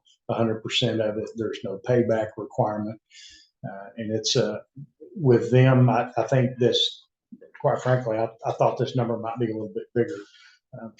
They've got a complete new startup, being down for almost 2 years. Now they have a storefront. They're right across the street from us with an office. Yeah, wherever it is over here. Yeah. So, you can walk in and visit with them, and they've got a lot of things that are coming out of the ground, and with retention of the businesses that we're working so hard to gather is almost single-handedly done by the chamber. One of the tasks that I've given to Molly she is in the process of reaching out to those businesses and finding out what's going on with them and what are their future plans and what can we help with. And the chamber is only going to facilitate that. And they bring those faces, these luncheons that they do, that's what brings those faces to us. And I've been waiting on these guys to get up and running for a while. I think it's well worth this investment to get them back up and running and a face of the community again. So how are we going to fund this exactly? Well, I mean, that's We're your gonna- choice. What fund it out of the ARPA fund and just. That's my suggestion at this point, because it doesn't really, Because it that has doesn't no impact on us. That's right. It has no budgetary impact. We don't have to do budget amendments. Doesn't affect type A, type B. It's an easy. Then I make a motion that we approve funding for the Chamber of Commerce in the amount of $62,550. Johnny second. Okay, she doesn't have to do that. Mayor, one question before you. Yes. Have y'all got the issue with the bank account resolved? Or so this can go to y'all and Correct. The you don't board is need in us to do agreement. anything There is else? no, yes, correct. There's Perfect. everything will be handled at the bank. once Is the minutes good. are turned in. Are there any requirements that you need, that we need? We have a motion and a second. Yes. Mr. Kidd, Mr. Walter. Discussion on the motion. One of the things that I was kind of thinking of, and this is just me personally, instead of a lump sum payment, maybe set up like quarterly payments out of the funds, or do we want to do just one upfront payment? Well, I'm curious, because part of it is for staff. If it was all for staff, that might make sense, but they're looking for some specific funds to, I think some of it is more upfront required. Just to speak to that purely from a selfish standpoint, that I know my finance director would request. We have to fill out multiple papers every time we spend this money. I'd rather do it one time, That because answers my dealing with the question. federal government is a whip. That answers my question. So, any more discussion on the motion? Do we want any kind of oversight on the disbursement or use of the money, or are we just declaring that we can let go and say we trust that the chamber will make us proud?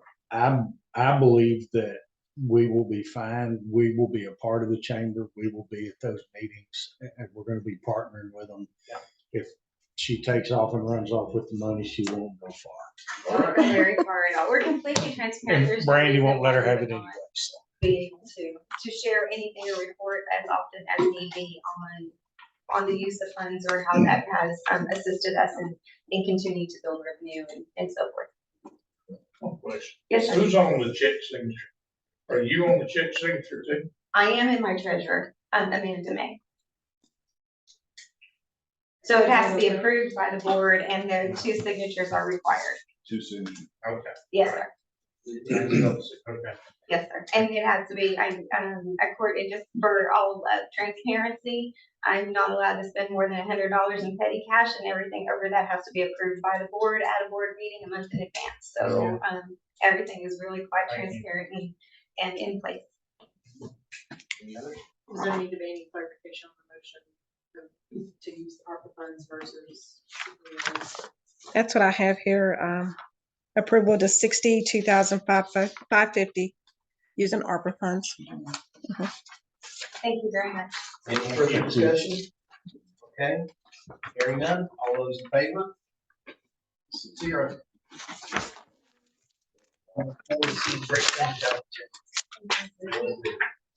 All right, moving into staff reports. Anybody have any questions on any of the staff reports?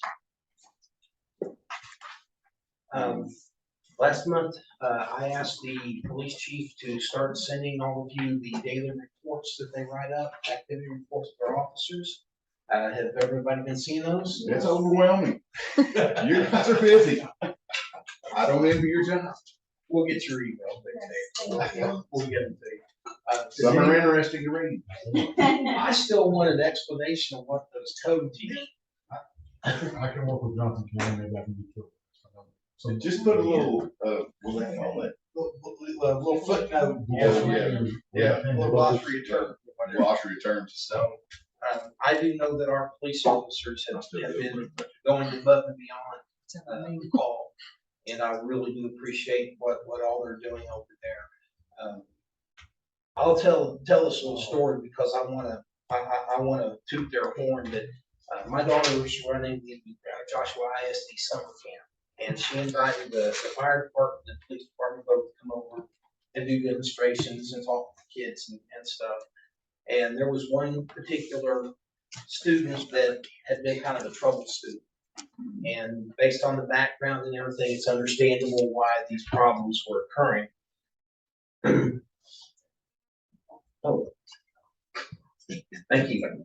I missed one.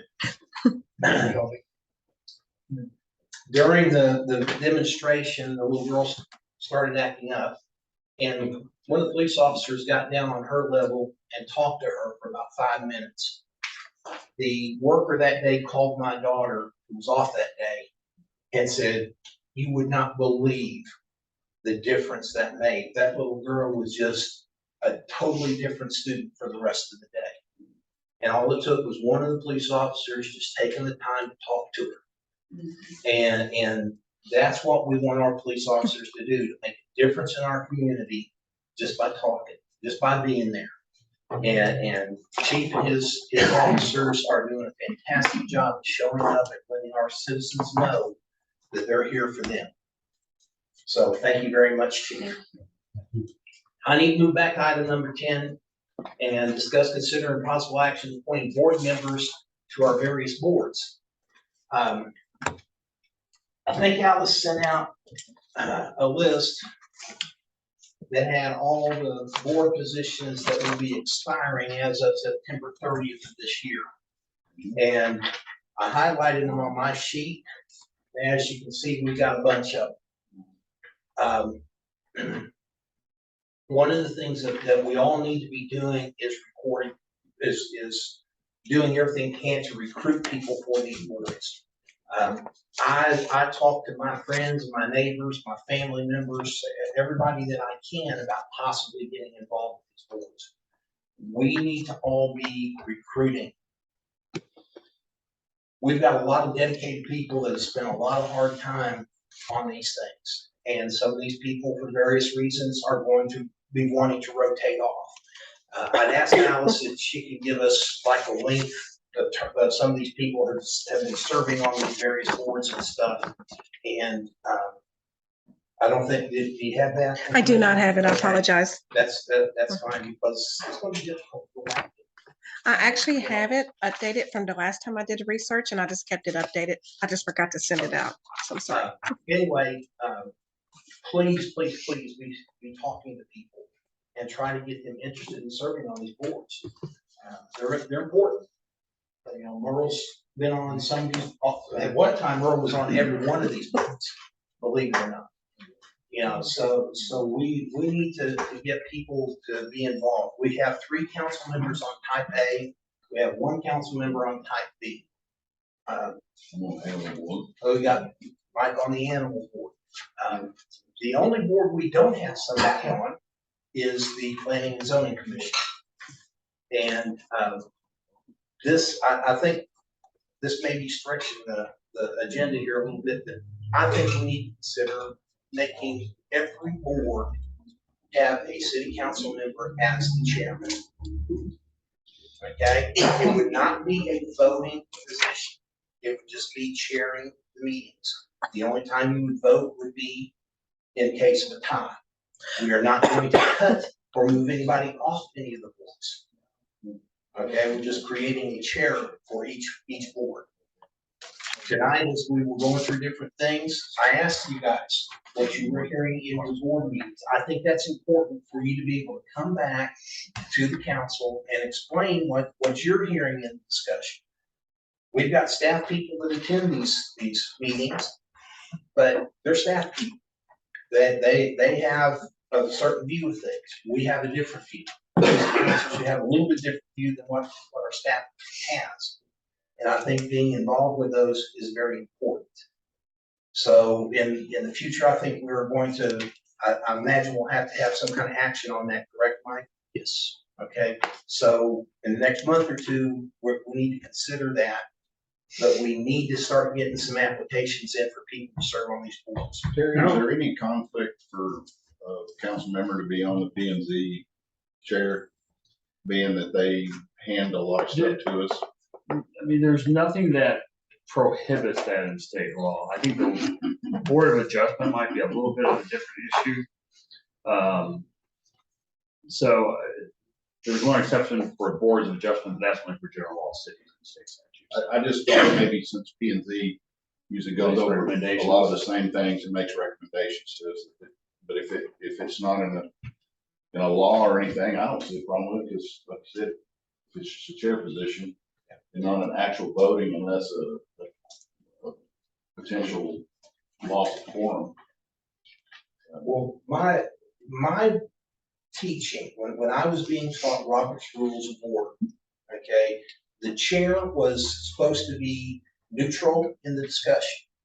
They weren't supposed to get involved with that discussion. They were there to keep order and to make sure that things flow according to how they're supposed to flow. The only time the chair could speak, they actually had to turn the meeting over to somebody else, leave their chairmanship, speak, and then had to have it returned to them. So it would take somebody who can sit there and be impartial to make sure everybody gets their chance to speak and doesn't necessarily try to guide things one way or the other. All right, but if there's a tie, the chair breaks the tie. That's been Robert's Rules of Order for years.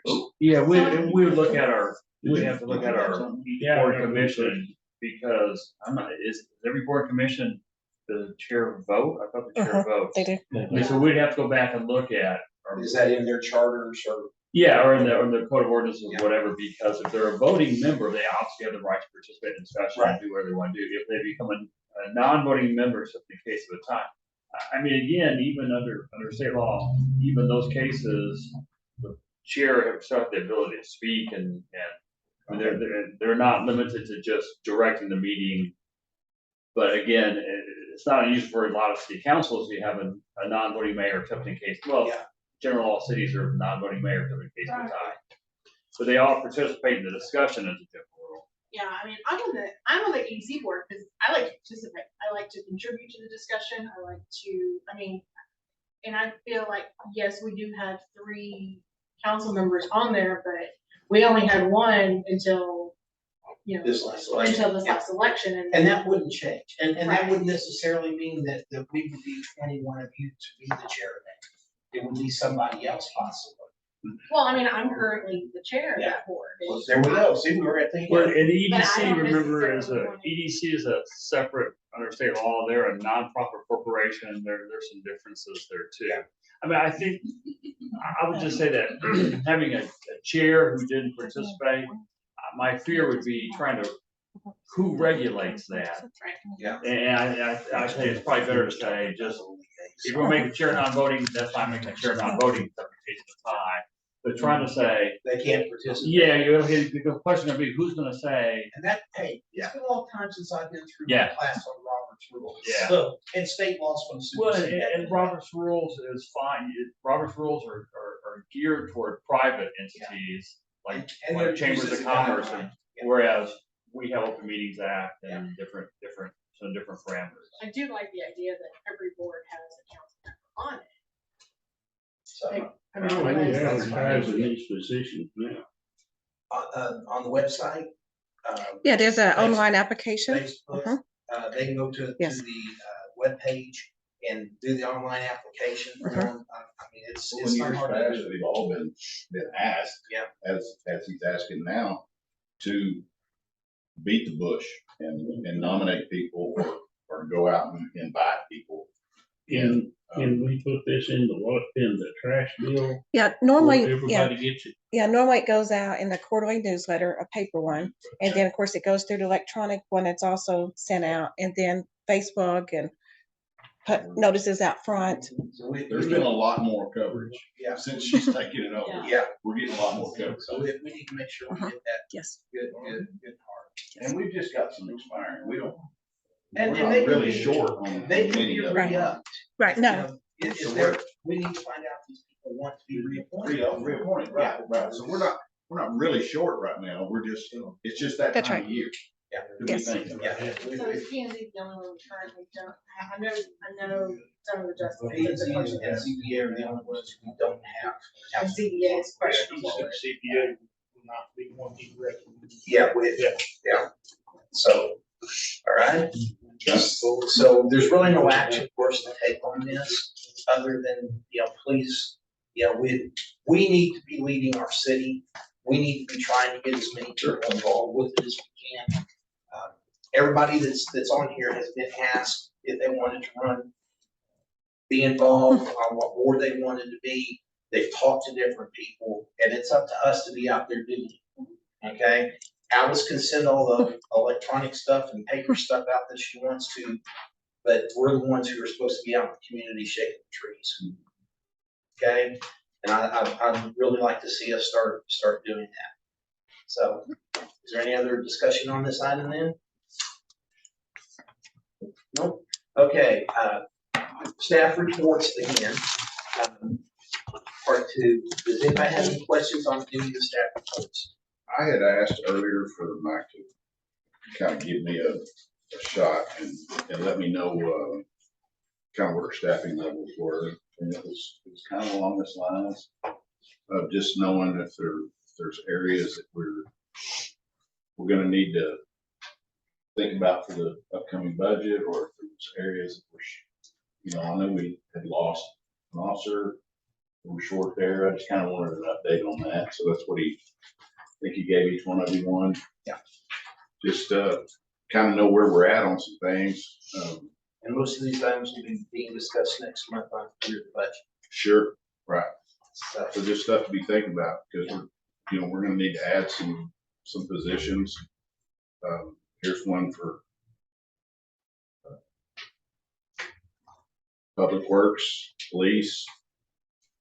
Is that Animal Control? Did I see Animal Control? They're full. Eyes are, admin. oh, it's admin, okay. So yeah, there's just some things I want to be aware of. Yeah, I'd like to be able to see that there's some sort of, assistant city secretary, so that when she's sick, she can take a sick day. Oh, no, we wanted her working through COVID. That is something that I do feel very strongly about. I am fortunate that I work for a company that when you need your time, you take your time. And I think as a city, we should be able to afford that opportunity to all of our staff as well. I did ask Alice, and next month we are going to put an item on the staff, it'll be under staff reports, or we'll really call Which- for council members to be able to. Yes, it actually had its own item, community interest. Community interest I know. item. That will give us a chance as council members to kind of tell everybody what we've been doing the last month, if we've done anything, so. All right, so if there's no questions on the staff reports, at this time, we are going to recess. At 8:25, we're going to recess into executive session. City Council, Joshua will recess into executive session pursuant to the provisions of Chapter 551, Subchapter D of the Texas Government Code to discuss the following. One, pursuant to Section 551.071, consultation with the city attorney regarding legal issues associated with private-public partnerships and all matters incident and related hereto. And item 2 will be pursuant to Section 551.071, consultation with city attorney regarding anticipated litigation regarding substandard structure. So at 8:26, we're recessing. We are calling this meeting back to order at 8:53.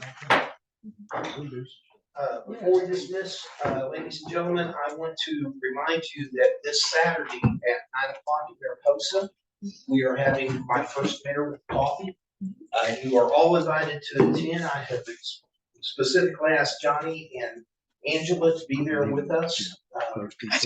We are expecting 30 to 50 of the we have residents time? there to show up. Hold on, Wait, Scott, you guys hold are on a gonna be minute. We can't have a quorum. We don't have time to post it. Do we have to post a No, quorum? I said they're invited to show up. They're not gonna be part of it. Okay, as long as he But listens. they can't be, yeah, the only thing is that you can't be, yeah, it can't be a deliberation among the forum of the council. Being there is not gonna be a deliberation. No, they're just sitting there listening and. Yes. Yeah, the city, anybody could mistaken that for. Yeah. And Like say the change in the Open Meeting Act allows us all to be in the same meeting. We Just can't go discussion. interact, we got a Okay, so just wanted to invite everybody to that. Are we doing anything with Is there, CIP? We're required to provide it to you, but it's approved as part of the budget. I just wanted you to get it Okay. so you can look at it. Are there One any- part we didn't touch. any requests for future agenda items? Nope. Well, guys, guess what? meeting adjourned. Meeting is adjourned. Okay. The